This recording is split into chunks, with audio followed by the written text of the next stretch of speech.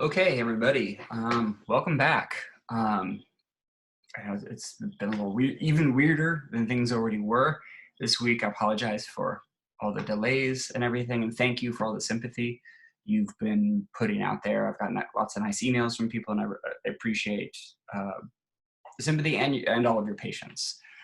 Really, um, it's just it's there's so many things to take care of. You never know how many things there is to do when someone in your family dies like this, and especially um, people with messy lives have a lot to clean up upon their death and stuff, especially when there's kind of socially maladjusted pit bull in the mix. So it's hard. And then, of course, my wife is just absolutely devastated. You know, her sister was her very close in age and just lifelong companions. And she's devastated. And it's really hard for me to, even if I'm not working on that stuff, to say, oh, sorry, I have to go work right now. I have to go, do lectures and stuff like that. So it's just, it's difficult, but I really do. I think we're ready to be able to get back on pace and things. And I want to start moving as quickly. There's a lot to cover in the next few weeks. So today's lecture is kind of an in-between lecture. It's actually sort of a new one that I put together from other ones because I thought all this stuff kind of should go together. It's sort of a new lecture that's a mix of other things.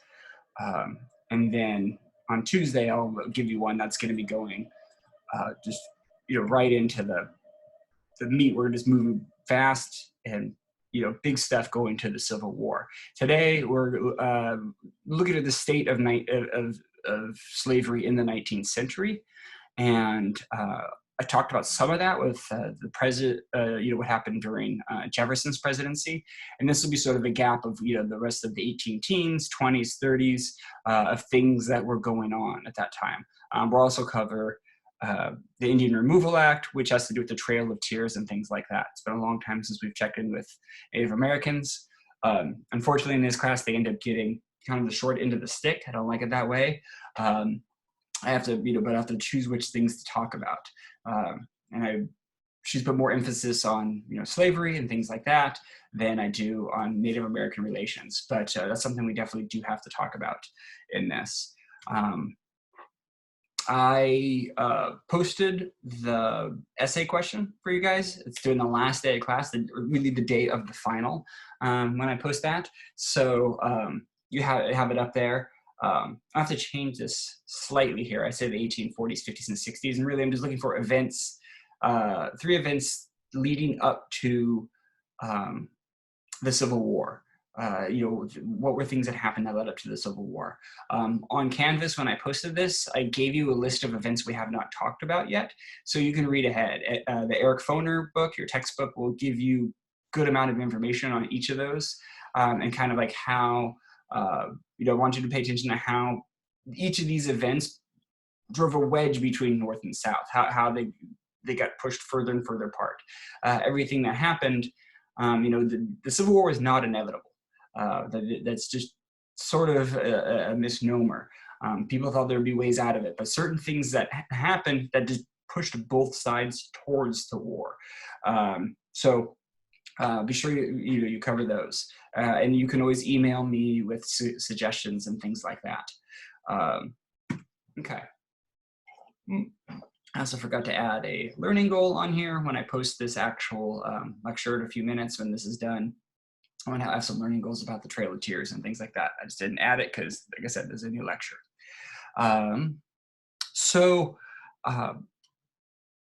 Getting to slavery. One of the biggest things that happened was this invention of the cotton gin, which really took slavery off. The last time I talked about, like Gabriel's Rebellion, in some ways making slavery worse because of, it freaked the hell out of the owners, so they made laws restricting the freedoms of slaves, and free blacks in the South. They made more laws restricting that. I also talked about how the Non-Importation Act, the Non-Importation of Slaves Act, how they cut off, the United States from the slave trade, but that made slaves more valuable, which inadvertently made slavery more cruel and that. But what really allows slavery to expand and become a major industry would be the invention of the cotton gin. So what the cotton gin is essentially an instrument or tool, a machine that pulls seeds out of cotton. When cotton grows on plants, it has tons of seeds in that, and you have to get those seeds out before you can make it into shirts and clothes and sheets and all those kind of things. You need to get all those seeds out before it can be sown, processed and everything. So that's a really labor intensive process. You have to pick all of these seeds out. It's really hard. It's very sticky. It's really a cotton candy type thing. You're trying to pick little seeds out of that. And slaves had to do that, but it's, since they'd been growing cotton, and cotton had never been really a huge industry. Before this, it was still all about tobacco in the South. And there was some like rice, indigo, there were a few other things being grown across the South. Cotton was a relatively small industry because it was so labor intensive. It was difficult to make a profit on. And in general, the cotton was not something that the world used that much. Like it had not cotton on as this fabric. They say that cotton is the fabric of our lives. As their tagline. That was not the case. Everything was made out of wool back then because of this labor-intensive process. But the cotton gin, you just put cotton into this machine, run it through there, and it's going to pull all the seeds out, and you have nice, clean cotton coming out the other side. Great for slaves that they don't have to do that job anymore. Well, now the slaves can just go picking that much more cotton that it can be processed. So, that means more slaves in the fields, and cotton all of a sudden now that it's easier to process and then sell, more people are going to start doing it. It becomes a more profitable thing. And as it gains in popularity, it will also, it gains in demand. Cotton's awesome. It's lightweight, it's soft, it's warm, it's a lot better than wool, and things like that. So, once the world started to, get a sense of how great cotton was, they wanted more of it. So that will give a chance for more cotton plantations to grow up across the South. And it becomes the predominant cash crop up around the northern part of the southern states, Virginia, Maryland, there would still be tobacco, would be the major industry there. But as they're expanding further and further west, those new states in the South are going to be all about cotton. Georgia, Mississippi, Alabama, all of that. And that's actually going to play into the whole Trail of Tears thing as well. Because as they're moving west and they want to grow cotton in those states, well, they have to get rid of the people who are living there, namely the Native Americans. So that's going to be a driving force in pushing those people off so they can get more, grow more cotton. And cotton becomes the predominant industry, or the predominant export of the United States. We start growing cotton really before anybody else, and we become the major supplier of that, and the country becomes extremely rich off of this. It becomes, the American economy was built off of this cotton industry and on the backs of slaves.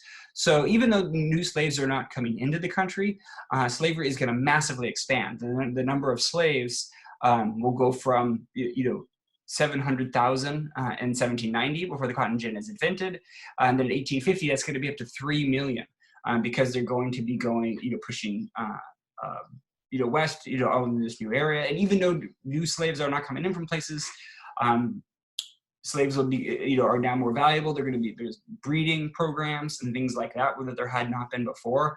A female slave that can produce multiple children will become more valuable and things like that. And I'm not really going to go into that stuff, that horribleness in that, partly because I don't know really that much about it, but it was definitely a thing. The same way people would have livestock for breeding, there was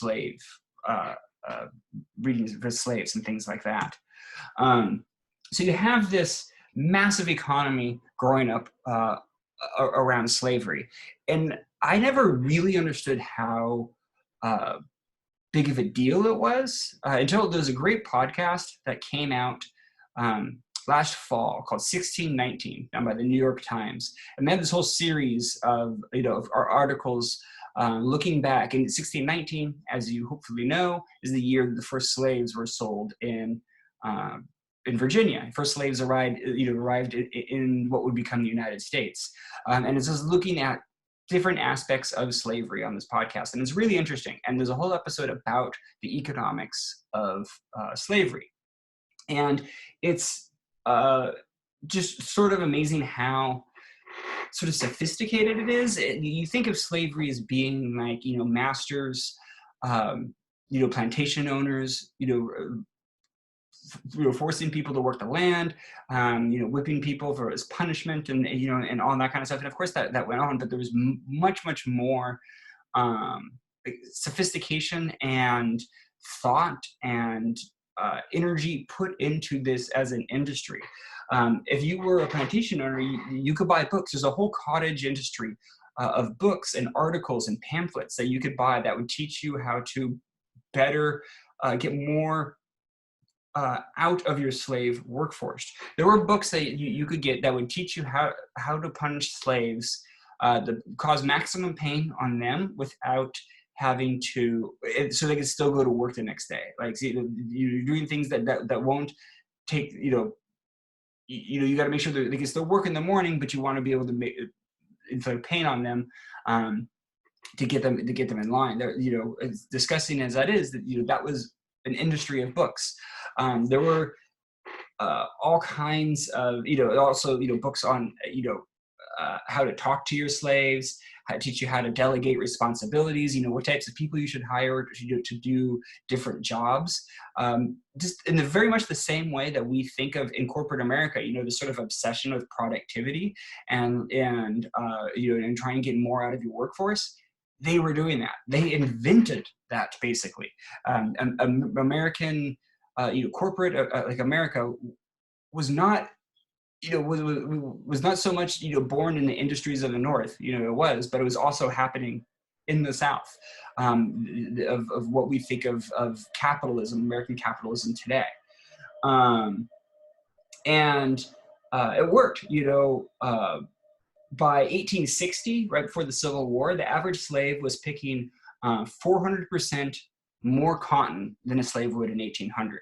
So aside from just the number of slaves is increasing, that what an individual slave could produce in cotton went up 4 times in those decades, because they really wanted to maximize every every possibility in this process of labor. There's complex accounting systems, early version of spreadsheets and things like that would, a plantation owner could use to break down and track productivity. And this becomes such a big thing that there were even mortgages on slaves.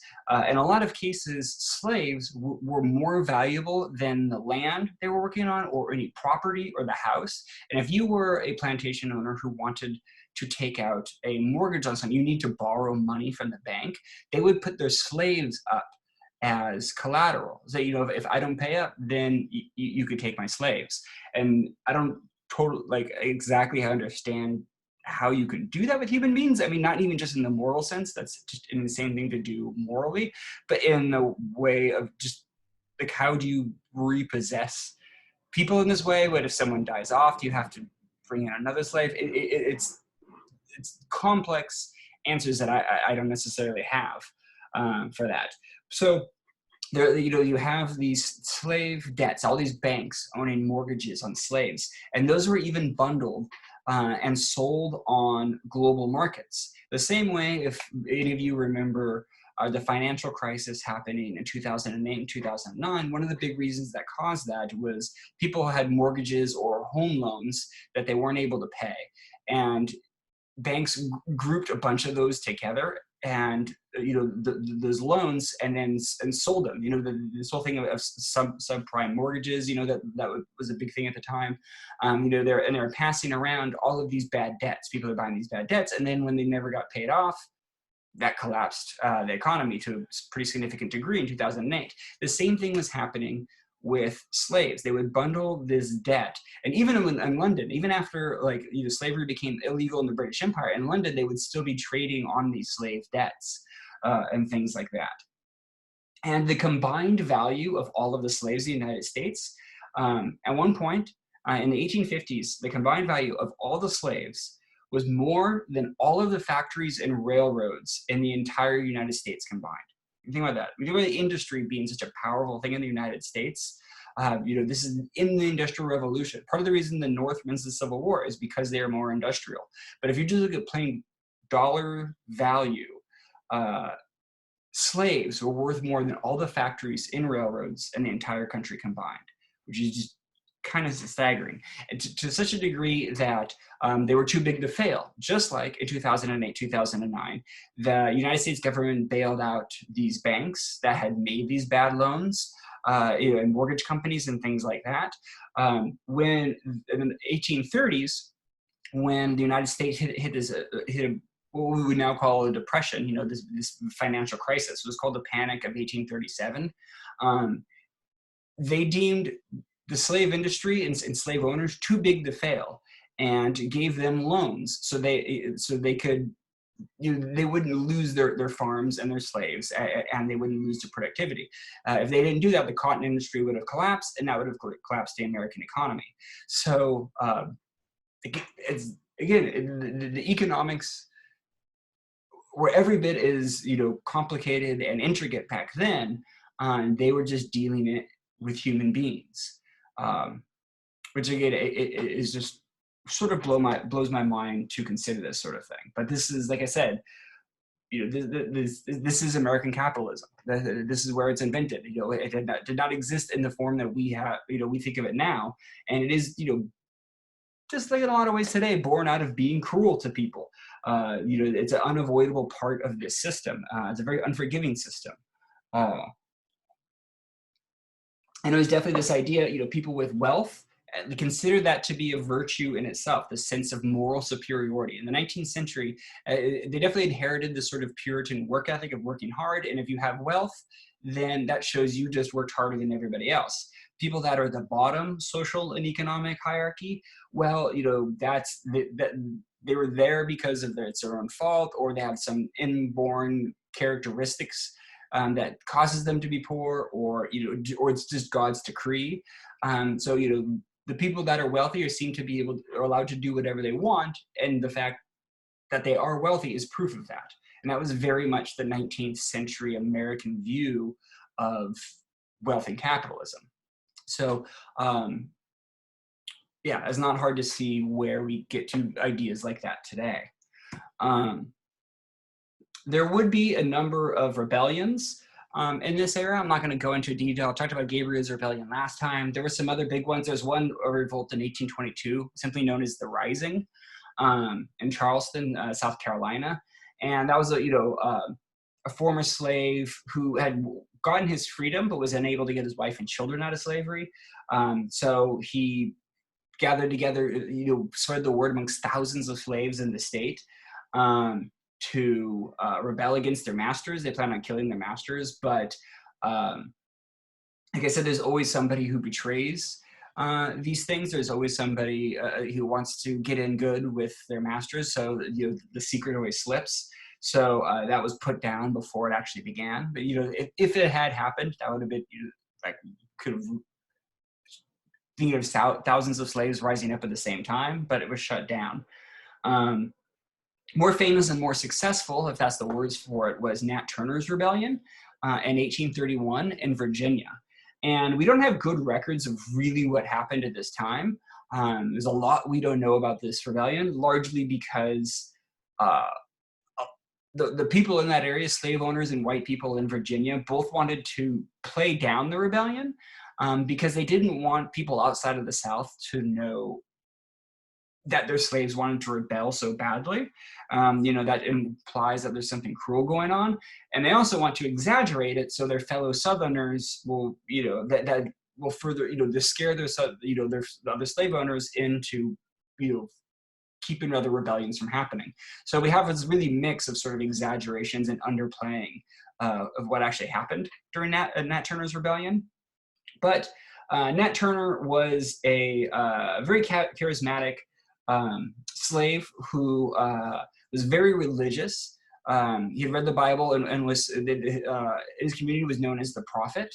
He really, had started as something of a preacher or a minister in that area. And he was inspired by parts of the Bible that talk about slave rebellion. That is kind of a big thing happening. The Jews in Egypt, they were rebelling against the Pharaoh. So he, inspired by that, he organized what we know probably about 70 rebel slaves to take axes, knives, and clubs and basically go door to door killing white people here in Virginia. Somewhere about 50 to 60 white people were killed. It's thought that he might have actually ordered to skip over the homes of some poor white people, saying, that they're treated almost as badly as we are, and hoping that they might actually even join the rebellion, hoping that they might rely on sort of class solidarity, and kill the rich folks. But again, we don't really know if that's totally true or not. But eventually, 3 companies of state militia were sent out to put down the rebellion. They were able to kill most of the rebel slaves.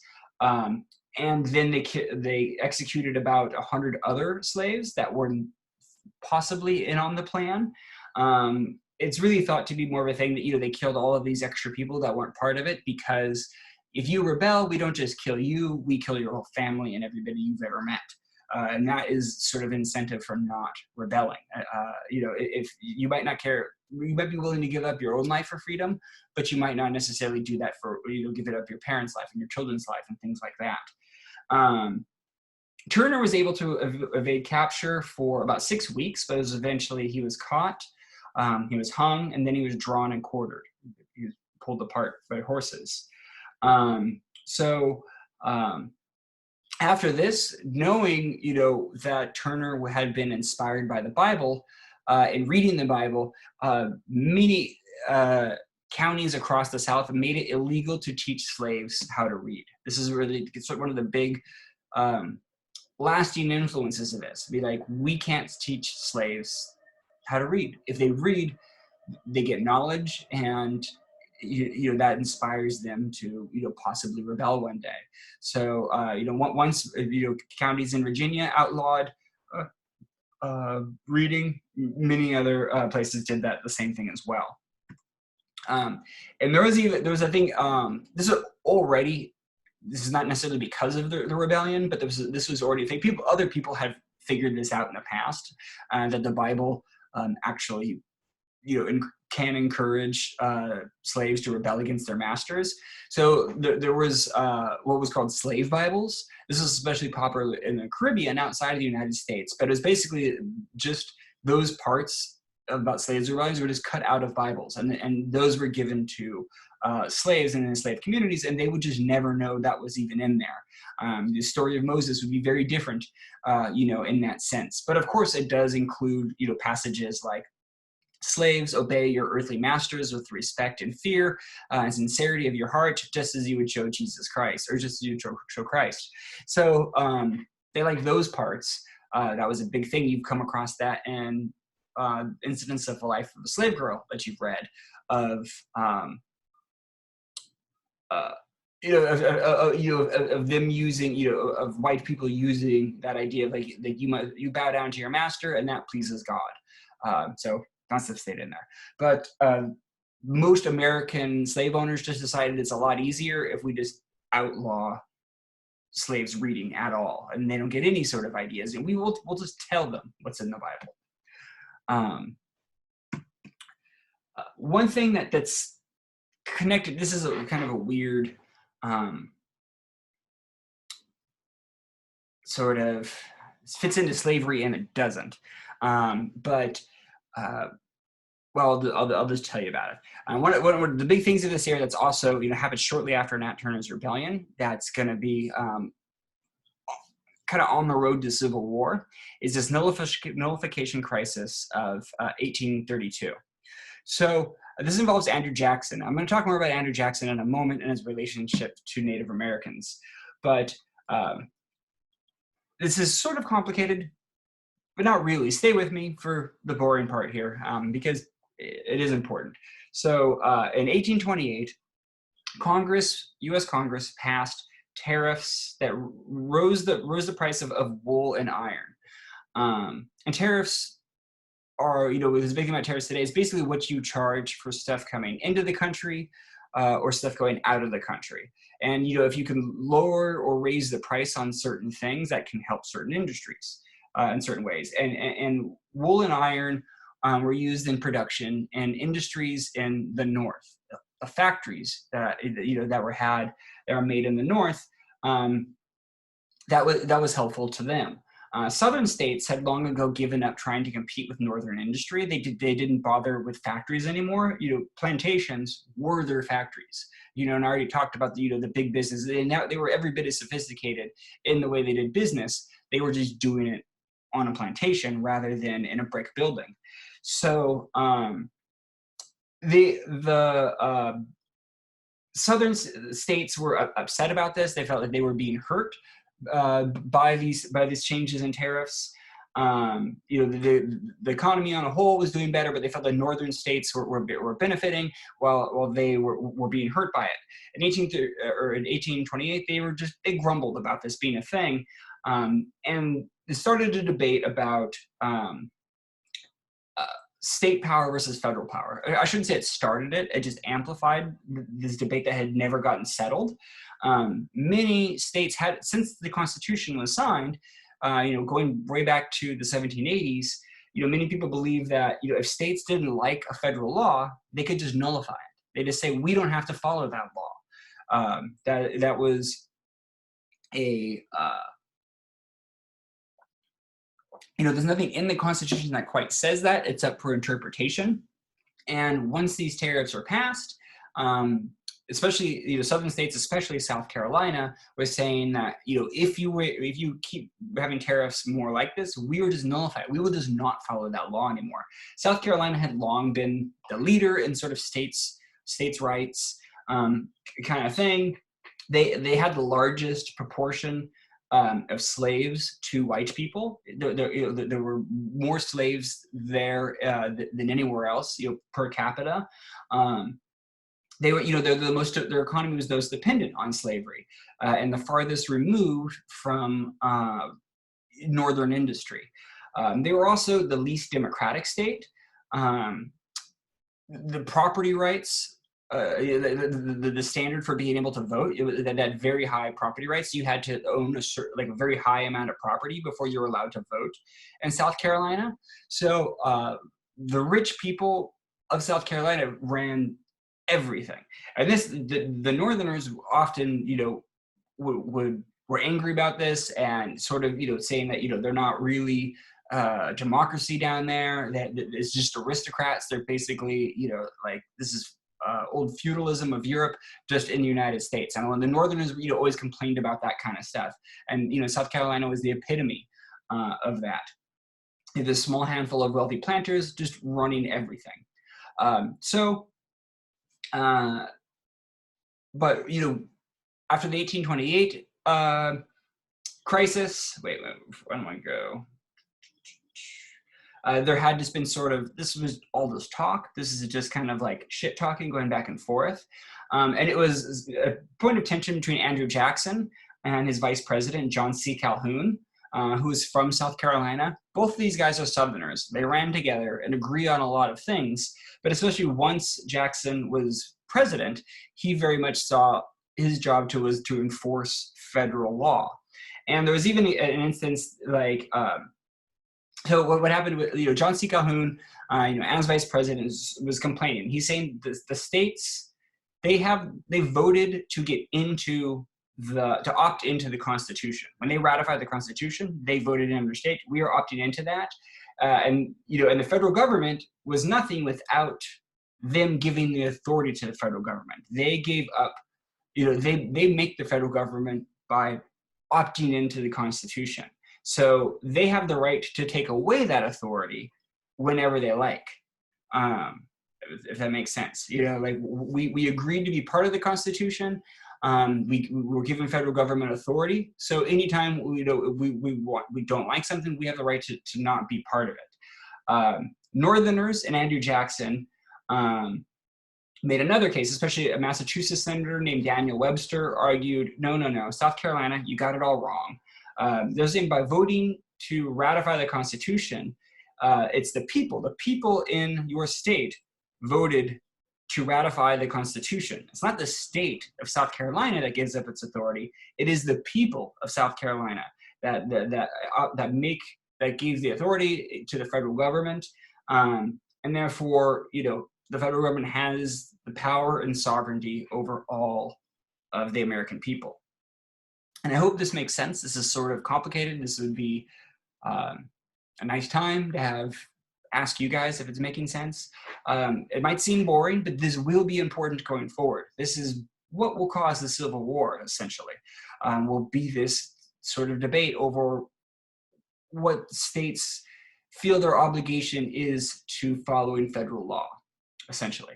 So they're having this debate, and Daniel Webster is making the case that's saying, to deny this sort of sovereignty to the Constitution, that's not just illegal and unconstitutional, that's treason.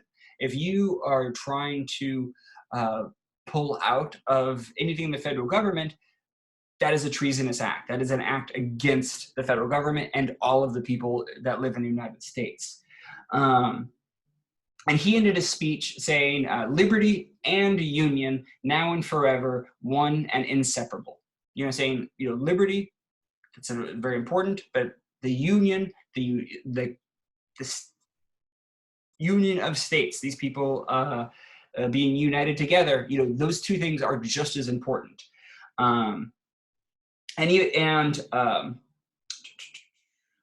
There's even at a White House dinner, Andrew Jackson stood up and gave a toast and looked right at John C. Calhoun, from South Carolina, his vice president, and he said, "To our federal union, it must be preserved." And Calhoun stood up and said, "The union, next to our liberty, held most dear." So he said, yes, union is important, but liberty is more important. So this is not terribly different than some debates you hear today, around COVID-19, the coronavirus protesters and stuff like that, saying that liberty is more important, though they're pretty vague on how their liberty is actually being taken away. That's not really happening. Back then, I think that these guys, South Carolina, had a better case, but I'm not going to get into that. Anyhow, in 1832, Congress passes a new tariff, which further helps Northern industry, and this puts all this shit talking to the test with this new tariff, because then South Carolina immediately declares this tariff to be null and void in their state, and Andrew Jackson has what do I do now?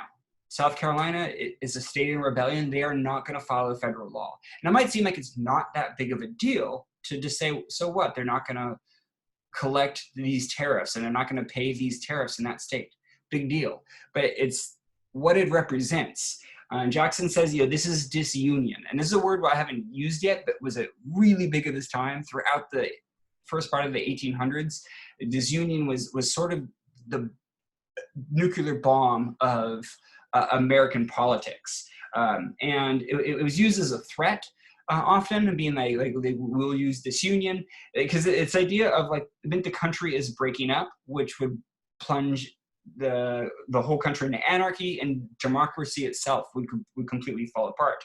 Because for democracy to work, the minority must submit to the will of the majority. That's the reason we vote. If we vote, and if one person gets more votes, the person who gets less votes has to concede. Otherwise, you can't have these two people going into the same office. This could lead to war. That is the basis of democracy. The people that have less votes have to give in. And if we don't do that, if we allow a state like South Carolina to say, we're not doing this, we don't like this federal law, then any state can say, well, we don't like this law, so we're not going to follow that. And then another state says, well, we don't like this law, and we're not going to follow that. In a very short amount of time, none of the laws matters. Any laws Congress passed, it becomes optional if you choose them or not. Laws cannot be optional. You have to follow them. And pretty soon, if countries, states decide they're leaving the union, everybody will decide to leave, and the whole thing falls apart. And this is one of the things that the old kings of Europe had said why democracy would never work. It said the people will never, they can never let go of their issues and give into the will of the majority. And, the countries will, each state will separate, and the whole thing will just completely collapse. So that's why, it's not quite as important about these actual tariffs. It's just that they're not following federal law. So Jackson couldn't let this slide. As president of the United States, he convinced Congress to give him the authority to raise an army and a navy and go down to South Carolina and collect that money. Basically invade South Carolina and make sure that they are enforcing this tariff. At the time, the U.S. really didn't have a standing army or navy. They had a few small corps of officers, but they basically, anytime something came up, they had to raise an army. So Jackson starts raising up this army to be able to invade. And people knew he was serious. Jackson was very famously a hothead. And he would do something like this. He would invade, a state. He was a general. He made his name in 1812 as being a very effective military leader. So South Carolina went, oh shit, this dude's for real. He's raising an army. So John C. Calhoun and another famous senator, Henry Clay, negotiated this a compromise for a lower tariff that everybody could agree on. And South Carolina says, we rescind our nullification. We will now allow this tariff to be enforced. But what's important in this crisis, the issue of whether or not South Carolina had the right to do this does not get settled. They do not concede that they didn't have the right. They said, we're giving you what you want in this because we don't want to get invaded, but we could do it if we want to. We could legally do that. And, future presidents and, and Northerners, those who, are more, in the camp of federalism will continue to say, no, you can't really do that. So the issue doesn't get settled here, but it is, the Civil War could have started here 30 years before the war breaks out.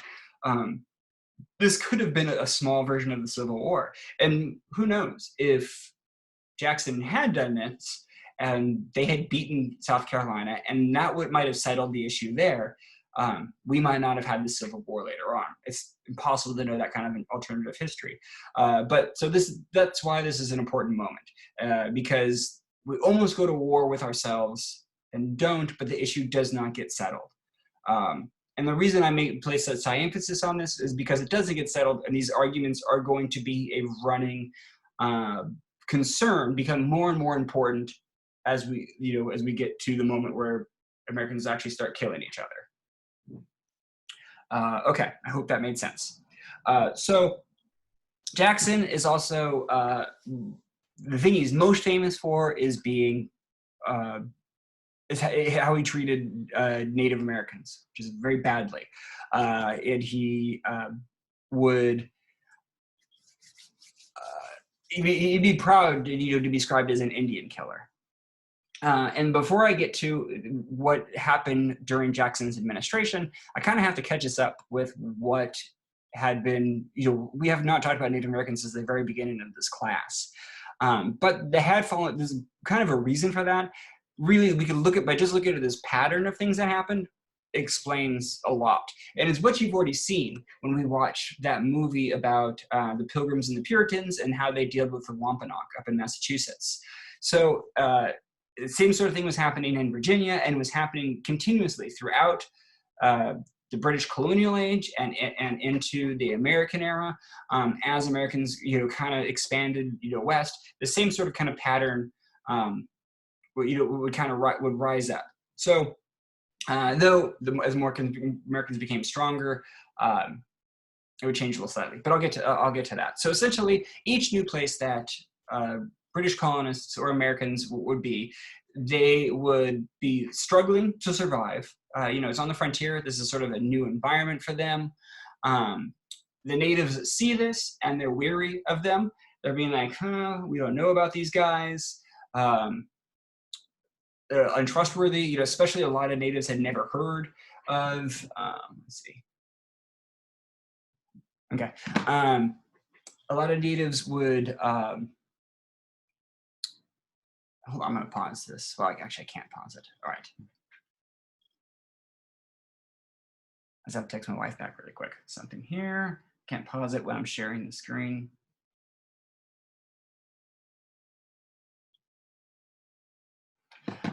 Okay, so Native Americans were, be weary of these new people showing up, but especially, if they had not, like the Wampanoag didn't know anything about these people, when they're especially new.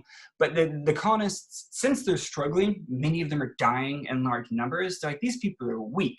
They're vulnerable. They can't really be any threat against this, but they also seem to be wealthy. They have, they have interesting, clothes, weapons. They are able to, once they're able to get off the ground, they're able to have an abundant food, things like that. So the natives will ally themselves with the Europeans to because they see their own benefit in that. And where am I at in here? So that with the natives' help, the colonists are able to thrive and adapt to their environment, and start getting growing town. And then, of course, more colonists will join them, and they have this sort of growing community there. And I think the original colonists who were helped by the natives, in most cases, do sincerely appreciate that. They said that we would not have survived if these people didn't help us, and they will encourage peaceful relations with the natives. But as new people start showing up, they didn't live through all that stuff, and they don't fully accept it. Everything that in their eyes makes them feel that they are superior to the natives, and they think like, oh, well, this town is here, but that's just because of British superiority. It's because we're awesome, and we can build towns wherever we want. So the new people showing up and the next generations don't appreciate the natives. So they're going to be okay with mistreating those people, and that'll lead war. That'll lead the war. Once you get in this sort of tit for tat cycle of warfare, then it's impossible to stop, and inevitably, the white people, those of European descent, are better armed. A lot of times, when they're in better numbers, they will, usually end up winning. Kill many natives, make a poor deal with the survivors to say, we're taking your land, more or less. And this is what's worth sort of expanding on here about, their view of, like I said, everything in the eyes of the British and the Americans made them believe that they were superior. That we talked about, they had this sort of religious superiority.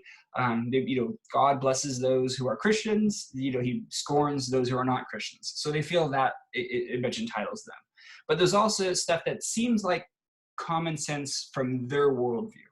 It's stuff that seems to make sense to them. They look at the natives. They see hunter-gatherer people. And they don't do the same kind of work in a way. They don't build houses or wagons or weapons or things like that. So, they must be dumb. They don't cover their bodies, so they must have no shame. They don't farm the land, so they're choosing not to get the full potential out of the land. They were very big on that, this justification of like, if they're not farming the land, then they're not really using it. So we should take it because like, they're not farming it. It's better that it gets used. So all of these things in their mind led to their sort of sense of superiority and justified, and see like these people, they're not doing the same kind of work. They're just children. They just play all day. And of course that's wrong. Like natives, had a way of life, have complex societies in every way, and everybody contributes in their own ways. The British just couldn't see that. through their narrow view. And they were, ignorant, of course. But when we think about the word ignorant means, people just not knowing, not understanding. And, they were never, it's just this time and place, they were never going to be able to understand it. And in no way am I justifying, American and British treatment of natives. I'm just trying to explain the way they saw it and why they felt it was okay to act that way. Even, when people tried to communicate them, not all of the colonists were racist like that. A lot of them did spend time with natives, and natives, they could choose to be part of colonial society. They would largely, they'd have to give up their old way of life, but if they adopted the British way of life, they could live that way. There's even, in the South, there were natives who owned slaves and things like that.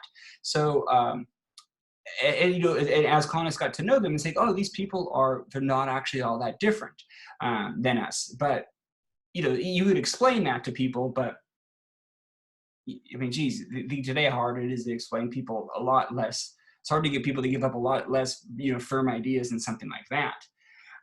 So the other thing that's going to be a factor in this as well is at any time that there's any sort of conflict, it's going to be driven by the worst people. There will be enlightened people in every society.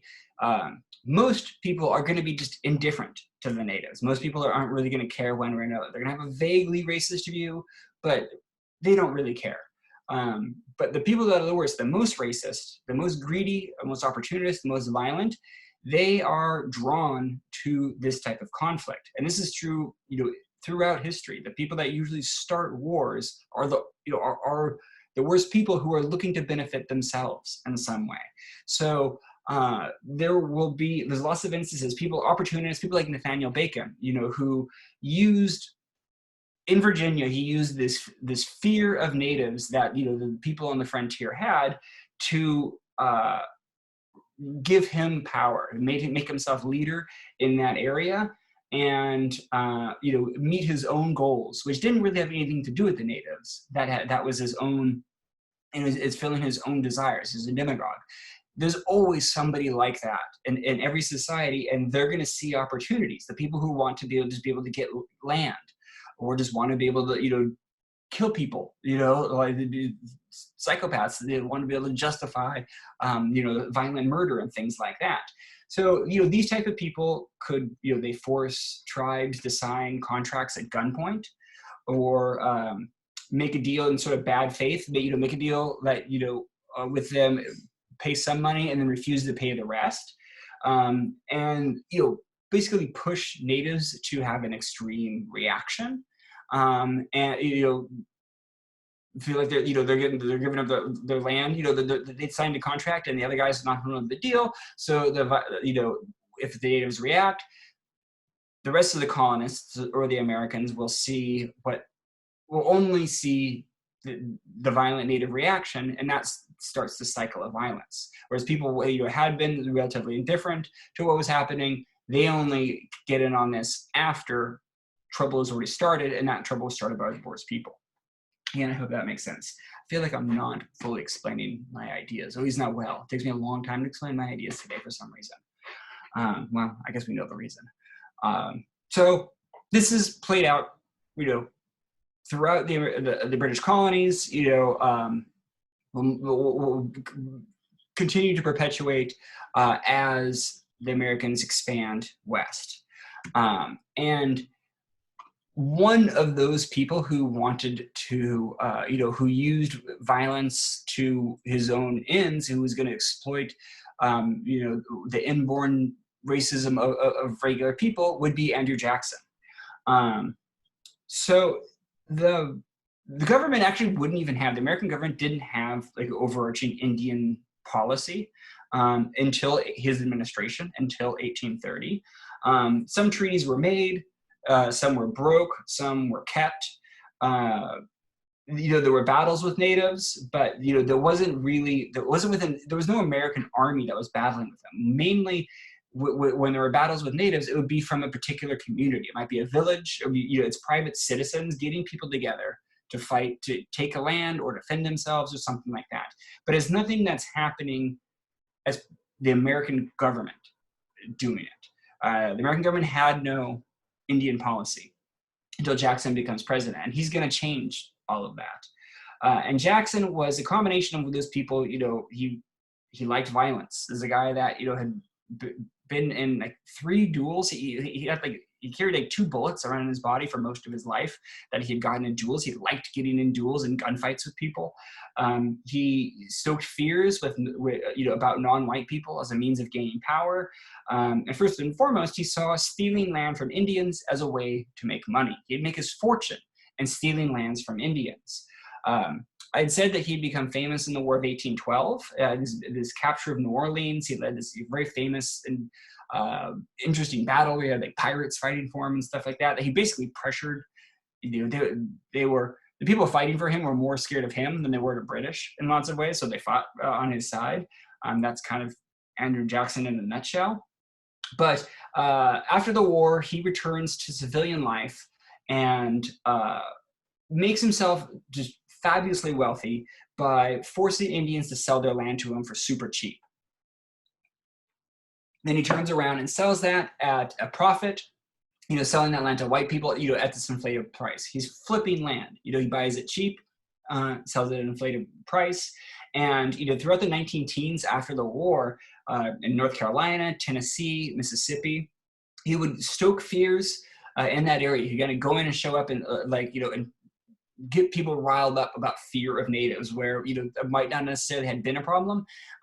He'll pick fights and start problems. He'd say Indians are a threat, to the United States and white civilization and things like that. Often he'd use stories, false stories about a white woman being raped. If you ever want to rile up Americans and to violence, tell them about a white woman being raped, and they will, it's been used so many times in American history that, so many battles and riots and lynchings, are this often, very, very, very, very often false fear. But anyway, I digress. So, he would, stoke up these stories, and eventually, lead some men into battle with the Indians, kills many of them, negotiates a peace with the survivors, forcing them to sell their land at a super, for almost nothing. Then he opens up that land for settlement and sells plots to white people at market price. And he sees this as very much, this is how civilization and progress, civilization progresses. This is how America wins, and himself making a tidy profit along the way. So in 1828, Jackson gets elected president, campaigning very much on sort of border security. The idea that, all the frontier borders were a risk, because Native Americans, were so dangerous, and he alone could fix it. He also ran on against anti-corruption in Washington. Not draining the swamp was not the term he used. They're like cleaning the stables. It's like cleaning the Aegean stables. It's this sort of Hercules had to do this impossible task of cleaning all of the shit out of this massive, this horse shit out of these stables, and it's thought to be this impossible thing. He was using this as a reference. I will clean out the stables in Washington. So yeah, there is a lot of similarities to Andrew Jackson and Donald Trump. That's not been missed. Trump had to be told this stuff later. And now I guess he has a big portrait of Andrew Jackson up on his wall, because people are like, oh yeah, you were most like Andrew Jackson, so he likes that and puffs him up and stuff like that. He likes to stick out his chin, all that kind of stuff. But there's a lot of similarities. Even the year that Jackson won, he had an advantage because all these new frontier states had the right to vote, and they also really lowered the property rights. So it was much more common people that were able to vote. More rural, frontier people were voting, and that gave him an advantage. Once in office, Jackson encourages all these southern states to expel the Indians that live there, seize Indian land, and move white settlers onto that. Georgia and Mississippi, had a lot of Indians living in this area, particularly Cherokee people. And they had already existing treaties with the federal government. They had long-standing treaties. But as cotton is becoming more and more of an industry, they want that land for cotton. And Jackson, as a Southerner, stands to make profits in that too. So Jackson says that he encourages Georgia and Mississippi to just take the land, even though there's federal government treaties. And then he argues that he didn't have the authority over states to prevent them from taking Indian land. Once Georgia and Mississippi took that land, he said, well, I can't do anything. What am I supposed to do? And as we just saw, he was willing to go to war over this idea of enforcing federal authority. But when it was the states declaring their rights to steal Indian land, he says, what can I do about it? And I mean, and this is not true. The federal government only the federal government was supposed to have the authority to be able to take land. But he didn't care. And actually, those tribes sued Jackson, or sued the states, and it went to the Supreme Court whether or not those states had the right. And the Supreme Courts sided with the Indians. The states lost and said, no, you cannot take that Indian land. The states don't have that right. To this, Jackson just ignored it. He refused to enforce the court's ruling. The Supreme Court doesn't have an army. They don't have any police. Don't have anybody to do it. This is illegal. And Jackson just said, no, I'm not enforcing it. What are you going to do about it? So it's one of those cases. The Supreme Court's rulings only matter if the executive branch enforces it. We talked about that with, when I was talking about, the Little Rock Nine and, and how Dwight Eisenhower enforced it. Well, if you remember back to the Constitution episode, that we talked about that. So anyhow, okay, let me get that so that I can see a little bit better in here. So by this time, this is Jackson's policy in general as and how to deal with Native Americans. Reservations, the way we think of it, Indian reservations, had been around for a while. It actually started in Ireland, in the British war with Ireland. They put Irish people into reservations there, basically, on their own land, forcing these people to live onto there. But in the colonies and in the American states, reservations were the first one appeared in New Jersey in 1758. And it was generally seen as a place for Indians to be safe. It was a haven for them to go to, and they weren't forced onto it. It was basically a place where they were allowed to do their own thing, and nobody would bother them there. So it was seen as almost sort of a good thing for them to be able to be put to go there. But there were no federal reservations or anything like that. There was no policy on putting Indians onto reservations until Jackson pushed through, through his fear-mongering, was able to get Congress to pass, in 1830, pass the Indian Removal Act. And with this, it sounds, in the writing of the law, it sounds logical and humane enough. It essentially says it allows the president to negotiate with Indian tribes to move west of the Mississippi. All the Indian tribes that were east of the Mississippi, he's going to negotiate a deal for them to go west. And once they're over there, they can go on with their way of life. They don't have to change anything. And now these two societies aren't going to collapse. So it's basically, Jackson's like, hey, I just want to make a deal with these guys. What can I do to make you move to Oklahoma? Basically. Of course, these treaties are shams. He's not going to actually negotiate anything. He's going to, he'll do things like, say, we're going to make a deal with you. You'll get your tribal council together to where so you can vote on this deal, this horrible deal on selling your land dirt cheap and promising to leave, which the tribe would never do. But he'll pay off a few people on the tribal council, pay them a ton of money to be able to vote for it. And then anybody who won't do it, he arrests those people as agitators before the vote happens. So when they have the vote, only his bought off tribe members are the ones who are going to vote for it.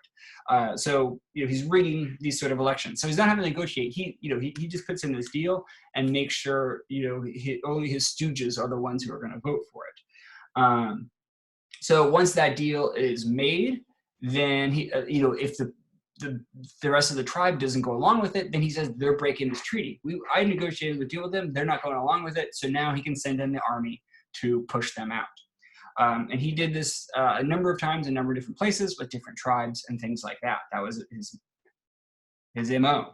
The law also said that Indians could, if they stayed, they could become American citizens, which again, sounds nice enough. But to do this, that meant they had to completely abandon their old way of life, especially their tribal system. It was saying you cannot be loyal to the United States if you are also loyal to a chief in your tribe. So, you have to leave your land, you have to assimilate completely, you have to everything that you had, it has to be gone to become an American citizen. And Jackson thought this was great. He even said, what good man would prefer a country covered in forests and ranged by a few thousand savages to our extensive republic, studded with cities and towns and prosperous farms, filled with all the blessings of liberty, civilization, and rebellion? Yeah, so gives you an idea of what he thinks. White civilization, cities, towns, religion, great, forests, Indians, bad. Is his view, and it's like, how could anybody argue with that? Is the point he's trying to make. So Jackson would end up removing about 70,000 people from their homes and force them to go west. Most of this was done in, like I said, Mississippi, Alabama, Georgia. So slave owners could rise up there. That's when that area becomes known as the Cotton Kingdom. After these people are pushed out.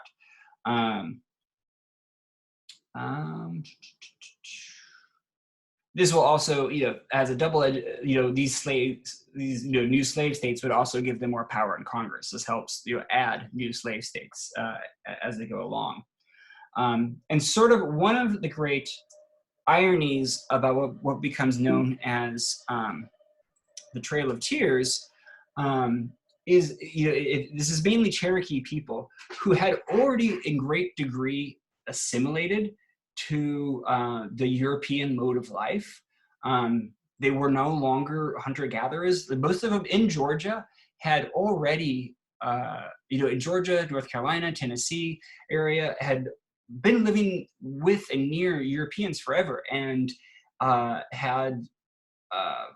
they dressed like Europeans. They practiced farming and other European-style trades. They had written language. These were not hunter-gatherers living off the land in tribes. They were living in towns, in houses and things like that. They could not be further from the savages that Jackson was portraying them as. But he wanted that land for cottons to be able to come in. So he's going to play them up as being, ignoring their sort of way of life, only seeing them as a threat, and that excuses being able to steal their land. The 1838 trail of removal of Indians, this is part of the Indian Removal Act, becomes known as the Trail of Tears. And I have a clip here I'm gonna play. I have to stop the share real quick. Hold on one second.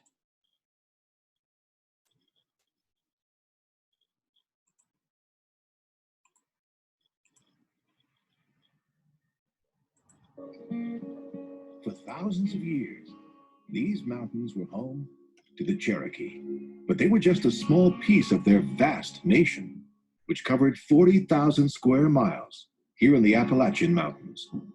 In 1819, as more and more Americans started encroaching on Indian land, the U.S. government signed a treaty that guaranteed that Cherokee land would be off limits to white settlers forever.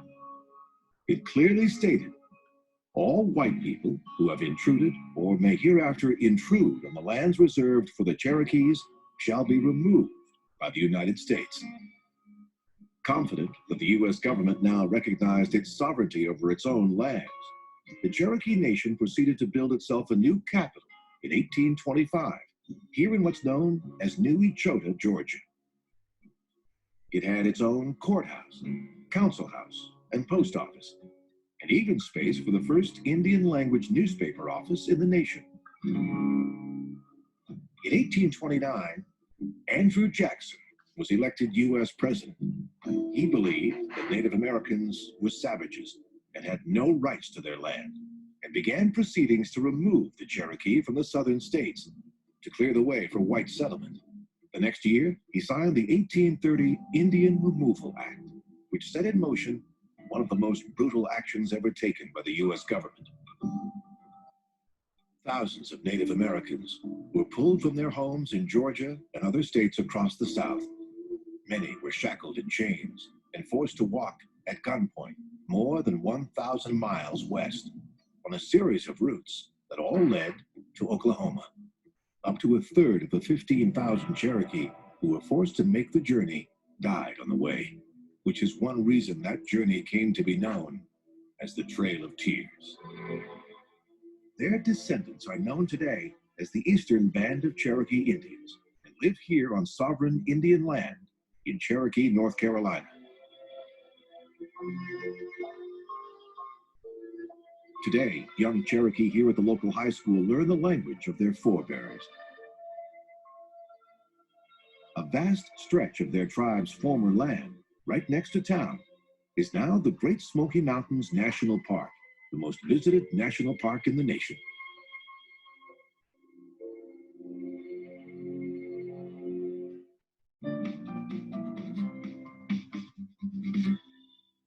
I have another clip here, a short one. Oops. That I might as well just play now before I go on the rest I was going to say. It's only a 1 minute long clip.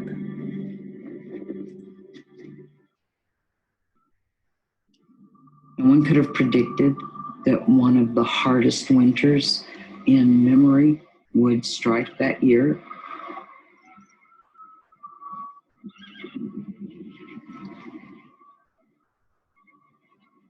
When they reached the Mississippi River, the river was frozen. There were 3 different detachments trapped between the Mississippi and another river frozen behind them.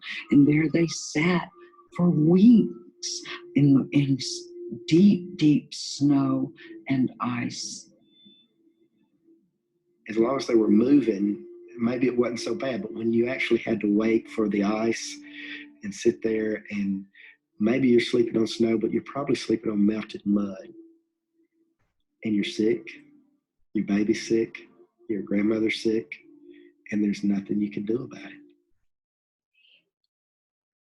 it. Yeah, about 5 more minutes. Okay. I think my wife's impatient because she just got out of the shower and wants to get her clothes, and I'm in the bedroom. So I'll keep this quick. I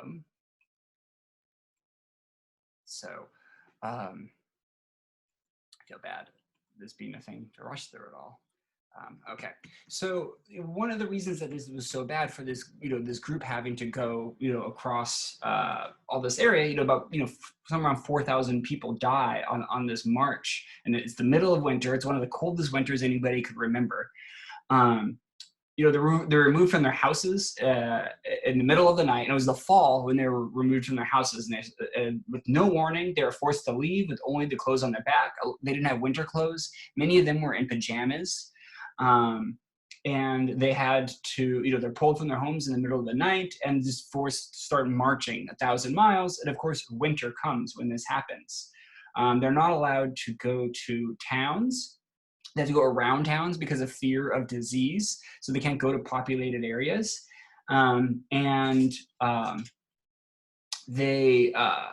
Which unfortunately became a true thing about disease, because in these areas, in close quarters, marching and having to live in these dirty camps, diseases spread extremely quickly. So they have to make this sort of zigzag across the country, which makes it, they had to go up north, which means, of course, it makes it even colder up there. At one point, when they reached the Ohio River, the ferryman charged an insane amount, 12 cents to $1 for every Indian crossing, and the government wouldn't pay this. So the natives basically had to pay for themselves. And it's the middle of winter and was stuck on the side of the river trying to get money as he slowly takes them across. They were stuck there for weeks as this ferryman was, was gouging them. And as they're doing this, there would be local young people would, young men would come and attack them just for sport, more or less, come in to the camps, kill a bunch of people and run off. And this was, became a pattern, everywhere that they had went across this horrible journey. Soldiers, who had to implement this rule were completely disgusted with this duty. Many of them deserted the army. They had been raised as part of this army and just left. Very few soldiers left by the end of it, and they had to finish basically marching themselves across there. One soldier who would fight in some of the worst battles of the Civil War would even say, the Cherokee removal was the worst thing he had ever seen in his entire life. And all right, I'm going to leave it there for now. Went on a little bit longer than I had expected to, had more to say on this whole thing than I had thought. But I better go or else my wife is going to kill me. Okay, I will post a new lecture. We're going to talk about the Mexican-American War, and we're going to talk about California on Tuesday. All right, bye, you guys.